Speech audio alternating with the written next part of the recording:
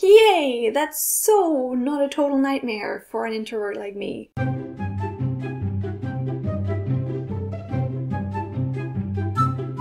Hey Rabbits, it's Trixie, and by now Christmas and New Year's Eve have long been over. On one hand, I'm sad that the holidays are over, but on the other, I'm actually happy that I have my boring daily life back. Come on, everything is so stressful between the years. You have to buy presents, bake cake, cook a lot of food, friends and family are coming over to your place, which is great, but it can also be difficult and exhausting. Especially, let me tell you, when you and your partner don't have the same nationality. Having Eric's family and friends over always means a little culture shock to me. And the same applies to Eric when, for example, my mom visits us. Also, the communication is not always that easy. Eric isn't fluent in German yet. I don't really speak Spanish, and the people visiting us may not want to speak English all the time. So either I don't get anything, Eric doesn't get anything, or the language is a compromise for everybody. And as much as we are always looking forward to seeing our loved ones, this is why these culture and language clashing meetups usually end up in a mess. After hours of peace, it may happen that Eric and my mom suddenly start fighting. And not only once have I found myself crying a few desperate tears in a quiet corner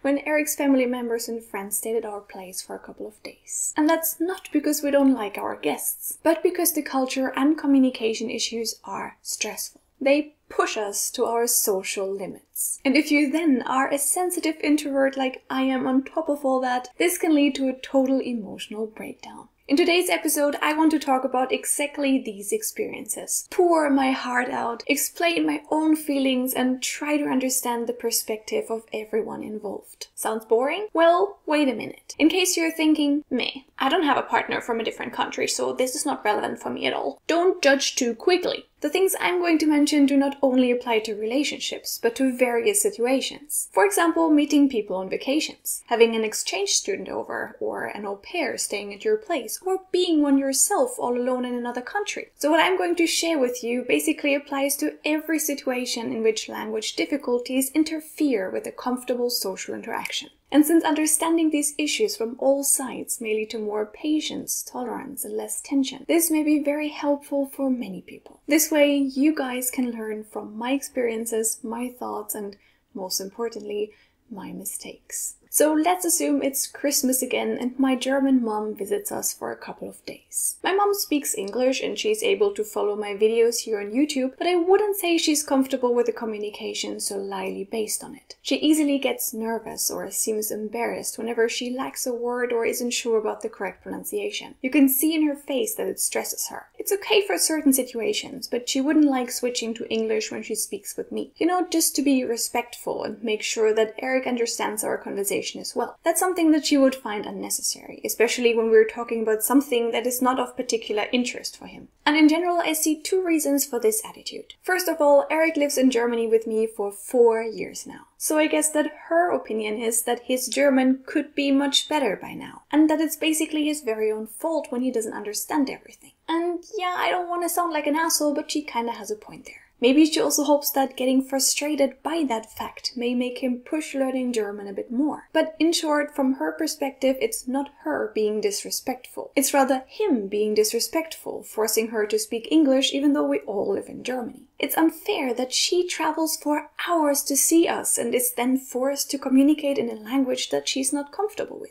So as you can see, even though this video only deals with languages, we're already talking about things such as unfulfilled expectations, frustration, embarrassment, and respect. And this is only the beginning. Second reason, my mom and I don't see each other very often. And it's even worse for Eric and his family and friends, because Venezuela is much further away from Germany than, well, Germany. Duh. He sees his father once a year at max. So when our loved ones visit us, understandably, we and they want to make the most out of the time we have together. And guess what? Speaking a foreign language can cost a lot of this valuable time. You want to share a year or more worth of experiences. Listen to what the other person went through. Be there for each other. Show sympathy and compassion. And all that in just a few days before you leave again for a year or longer without seeing each other. Your father, your mother, your siblings, one of your best friends, your son or your daughter. That's already a tough task when you're speaking in your native language. Even then, so many things will be left untold. But if you limit yourself to speaking English only, lacking words all the time, struggling with pronunciation and grammar, causing misunderstandings every other minute, that's a completely new level of difficulty and frustration and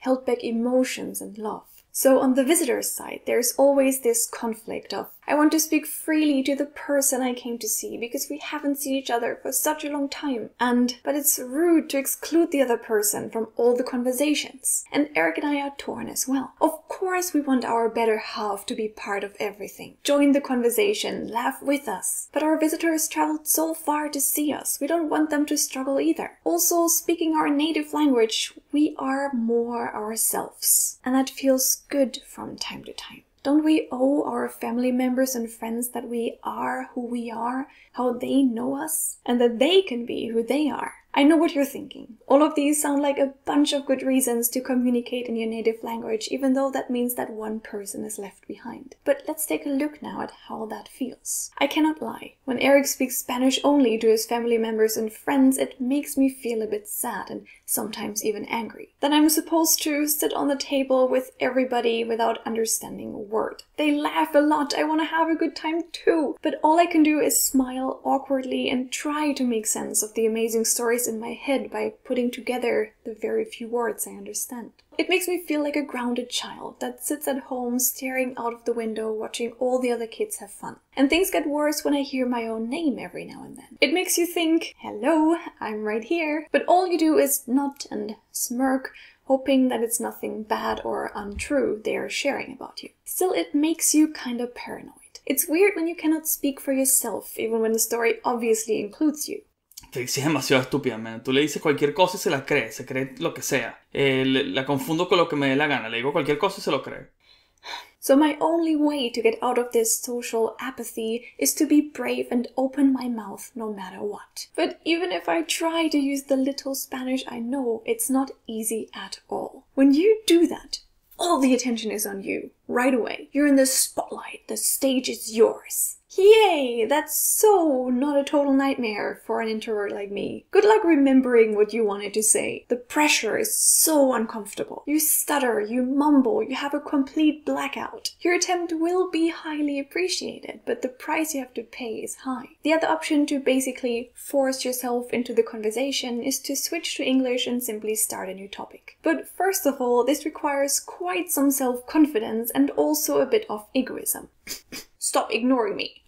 Time for Trixie, which is not at all something that I'm good at. Secondly, it's super hard to find the right moment to enter the conversation. Since I didn't follow anything that has been said before, it's difficult to tell when my time has come. When introducing a new topic doesn't bother anyone. What if the gap that I noticed was not actually a gap, but just a moment of hesitation in the middle of a sentence? And then you suddenly find yourself interrupting somebody, blatantly talking over somebody else's words. Or what if the previous conversation dealt with something sad, but you didn't know and what you say next is horribly inappropriate? Pues les quería decir que tío Miguel murió y bueno, vamos a tener el funeral la semana que viene y espero que todos atendamos y estemos ahí para apoyar a la familia. Who wants to have another beer and celebrate this awesome evening?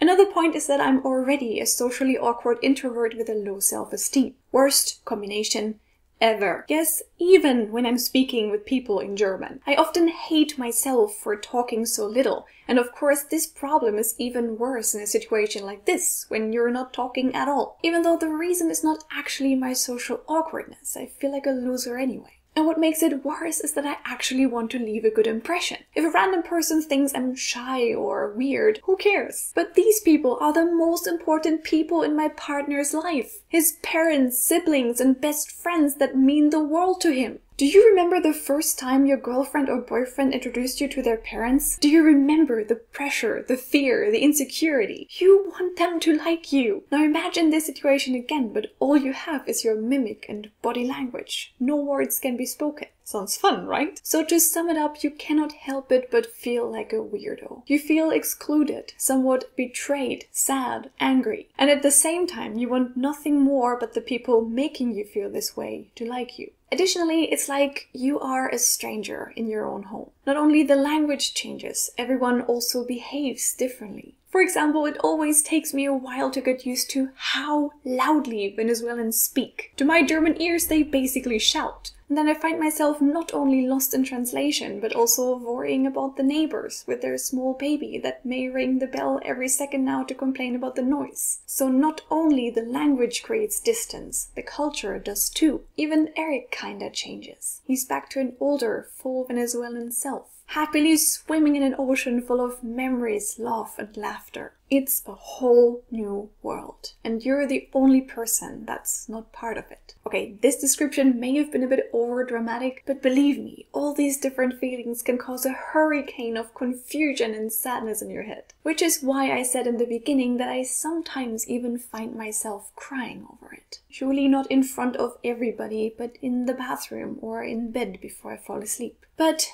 boo-hoo aside, it's always easy to complain. But what solves this problem? Firstly, the most obvious approach. Would I want everyone to speak English instead? That would make a ton of sense, right? But ironically, no. As much as I hate being left behind, the hopeless introvert that I am, it would be even more unbearable for me if everyone had to leave their language comfort zone just because of me. Just so that I, the girl that barely says anything anyway, can follow the conversation. I always feel so much pressure when that happens. They're doing this only for me. I have to talk more. I have to show them that I'm paying attention. This is so exhausting for me that I usually end up begging them, just don't mind me. Go back to speaking Spanish. I'll be right over there, happily staring at the blank wall. And I really mean it. No self-esteem, remember? I hate to bother others. So all in all, I think there is no perfect solution to this problem. Every approach has its up and downsides. However, here is some advice that I can give you, a couple of tips. Bing! Learn the native language of your partner. You don't ever have to become fluent, but try to improve your skills step by step. Bong! Talk openly to your partner about your feelings. Agree on switching to English every now and then and try to find a compromise.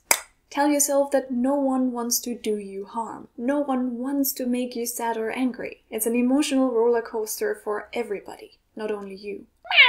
Be friendly and use your body language as much as you can. Even though sure words come in handy, you don't need them to show affection and love. Smiling, making funny faces, hugging people, there is so much more that you can do. If you feel excluded, do something else. Not necessarily browsing your phone, that's kind of rude, but leave the room for a while. Drink some water, distract yourself, and then rejoin the conversation refreshed and with a clear mind. Complex topic, super long video again. But to be honest, it felt good to get all of this off my chest. And hopefully this video was helpful for you guys as well. Do you have other ideas to cope with a situation like this? What are your experiences on this topic and what would you suggest? Speaking in English or speaking in the native language of the people visiting? I'm really curious to hear your stories and thoughts. Anyway, if you like this video, if you appreciate my advice, please leave a thumbs up because that would make me really, really happy. As always, you can also follow me on Twitter, Instagram and Facebook, and here is a video that you should definitely check out as well. Subscribe to Don't Trust the Rabbit for more videos like this one, and if you want to support the channel even a bit more, you can also find me on Patreon. I would really, really appreciate your help. Now I wish you all a wonderful day and I hope to see you in my next video. Bye!